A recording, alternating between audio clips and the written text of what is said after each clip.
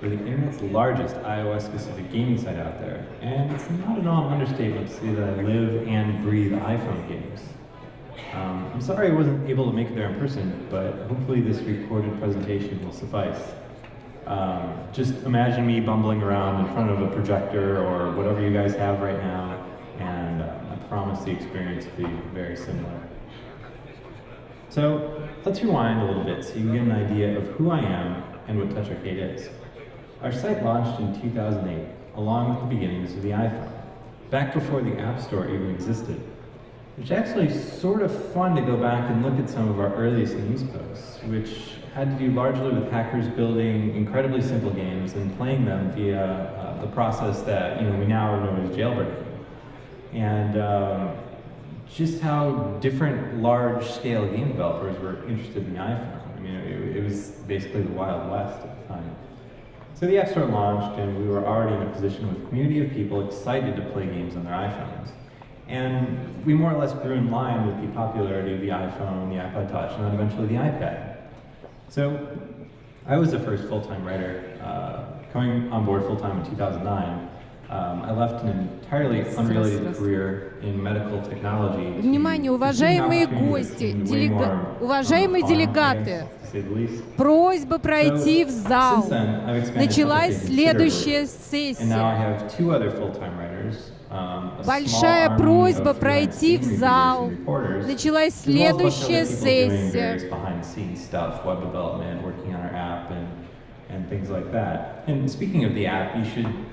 Большая просьба пройти в зал. Началась следующая сессия.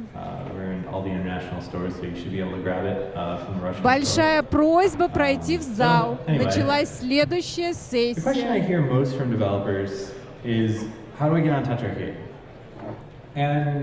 Большая просьба пройти в зал. Началась следующая сессия. I could go on and on about how to write a press release, who and when to email, and a billion other things you've likely heard before. The thing is, though, you don't want to just be another email in our inbox. The real key to getting your game covered on Touch Arcade, or really any website, is to stand out from the crowd. So the first step to getting on our site, or really any site that covers anything vaguely related to iPhone games, and really you can expand this out to things that aren't related to iOS games as well, is understanding the basics of how the whole business of running a website like ours works. You see, where your product is a mobile game that you're trying to get the media to talk about, our product is providing quality content to our dedicated reader base. We've positioned ourselves as an app discovery site of sorts, and what I try to do is make sure whenever you visit Touch Arcade, there's always either a handful of new good games for you to check out, interesting news on games we might have covered before, or other things that are just relevant to our readers.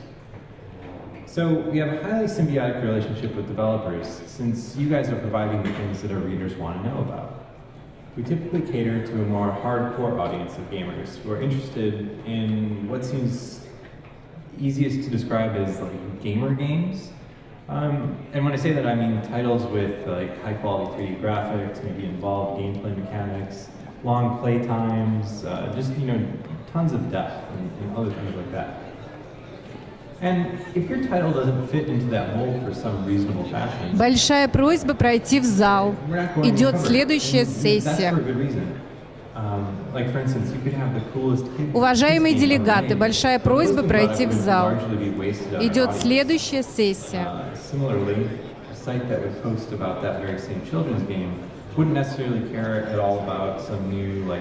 Уважаемые делегаты, просим вас пройти в зал. Началась следующая сессия. Спасибо.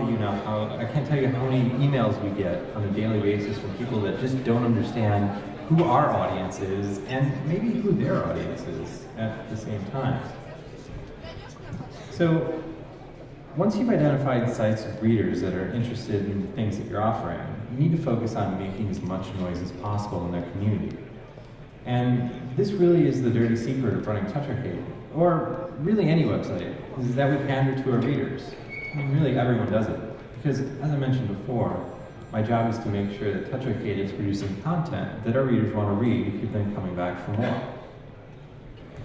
So, a perfect example of this lately on Touch Arcade is our extensive pre-launch coverage, and everything else that we've done for Game Lost Modern Combat 4. If you haven't heard of the game, it's one of those highly derivative modern military first-person shooters. And people are super excited for it, and that's for a good reason.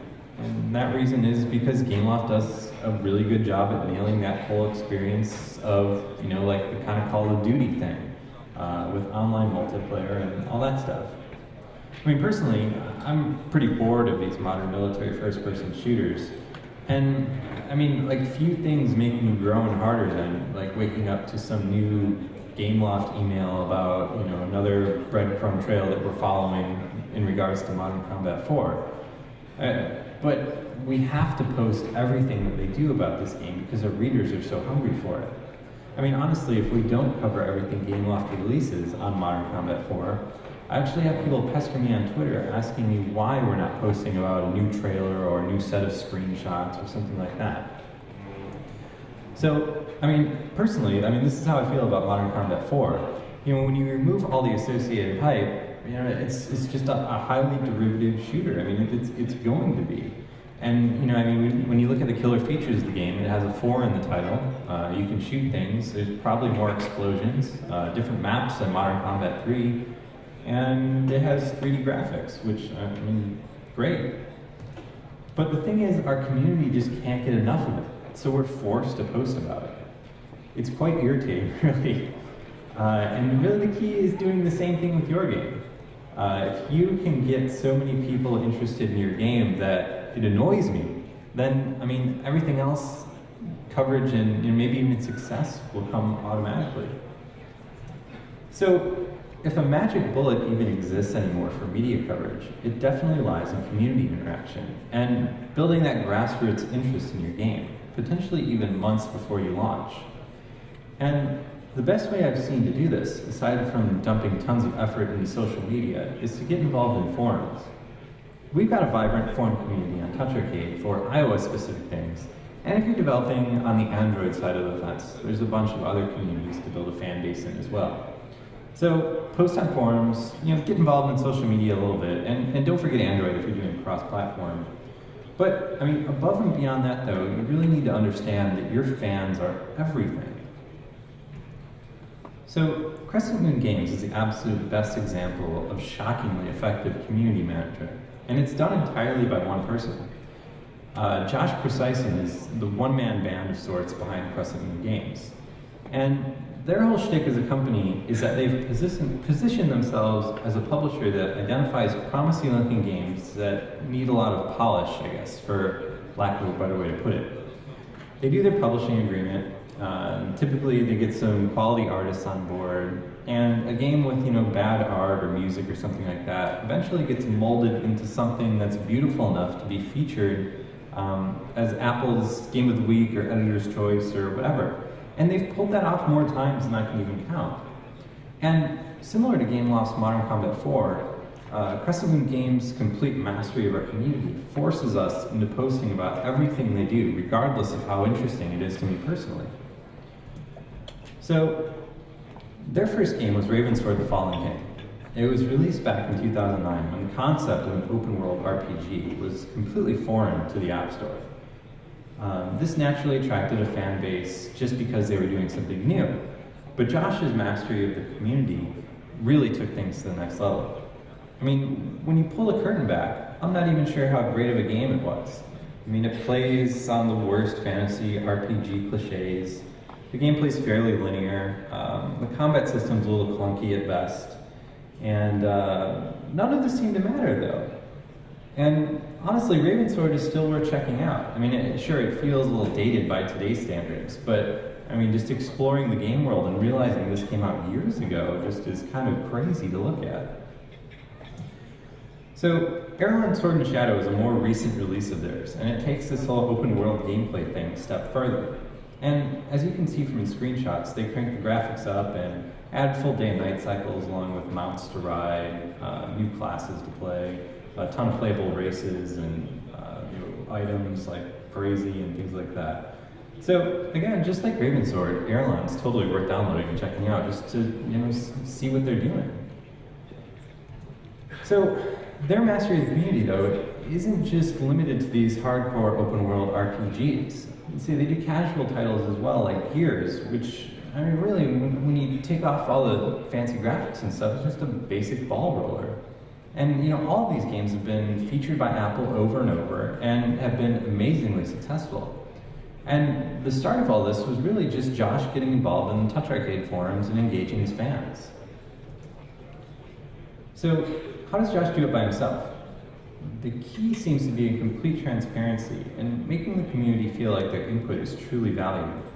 See, Josh will post early screenshots of games, constantly answer questions from users, and just keep the community constantly engaged.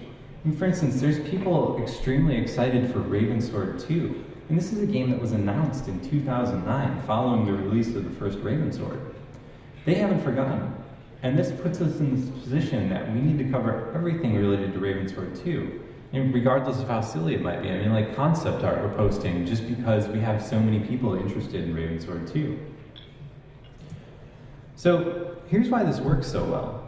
I mean, if you wind the clocks back, when I was a kid, you know, I read all the American gaming magazines. You know, we had Nintendo Power, Electronic Gaming Monthly, GamePro, and a bunch of other ones. And back then, game developers were these kind of unreachable mystery men. And, you know, especially back before widespread internet access, usually the only stories you'd get about a video game might be a vague preview, like a short review maybe, or just a set of like early screenshots. And you never really knew anything about the people or the process behind the game. And few things were more interesting than some multi-page interview with a producer of a game you were interested in. So I remember being much younger and getting a random English class assignment that involved, you know, writing a letter to someone. So naturally, I chose to, you know, write to a game developer because, why not? It seems like a good idea. So I decided to email Blizzard and suggested they implement a graceful way to resume a game of Warcraft 2. And this was back in the days of dial-up when someone picking up the phone in your house would potentially interrupt a game that you were working on for hours. So they eventually, I mean, it took a few weeks, but they eventually mailed me back. And, you know, the fact that they took time to read my letter, listen to my feedback, and actively write me back explaining why things worked the way they worked, basically made me a Blizzard fan for life. And so when you take the accessibility of the internet, combined with these massive communities of kids that are just hungry for video games, it allows you to create these sort of connections like mine on a daily basis with very little effort.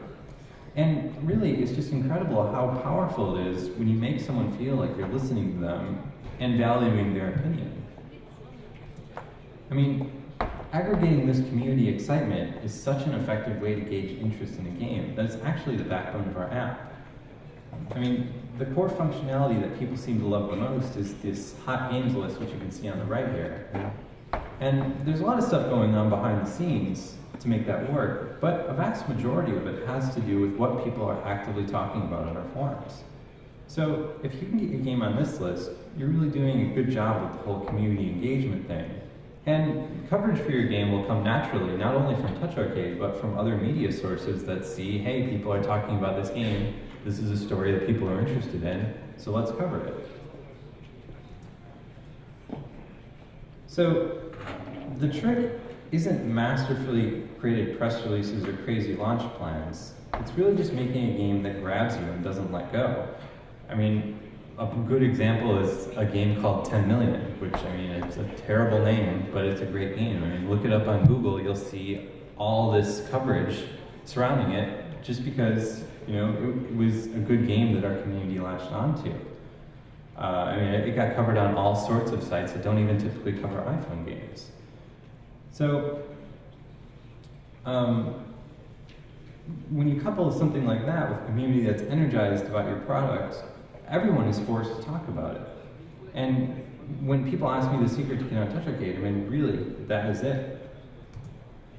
So, just to reiterate, it's still important to know your audience. You can invest a ton of effort into trying to build a community in a place that it just doesn't exist and likely won't ever exist. I mean, like I mentioned before, shopping the educational game around the Touch Arcade forums likely just won't go anywhere because it's not something that our readers care about. Similarly, things often need to be tweaked to pander to a particular audience that you might be interested in going after to engage in whatever you're doing. And this might even involve releasing 2 differently tuned versions, or even more than that, for the different regions. I mean, because people in Asia like a certain thing, people in the United States like a certain thing, and people in Europe like a certain thing. So tweaking and tuning to hit each of those communities isn't necessarily that bad of an idea. So if anyone has any questions, I mean, I know I'm not there, and this has been rather brief, but feel free to contact me at any time. My email address is eli@toucharcade.com, and if you use Twitter, you can tweet at me. I'm just Hodap on Twitter, and normally I'm fairly responsive. The time difference is pretty crazy for us, so it might take a while. But and if you want to read more about me and other stuff that I'm up to, just check out elihodap.com. So thanks for listening, and have a great day.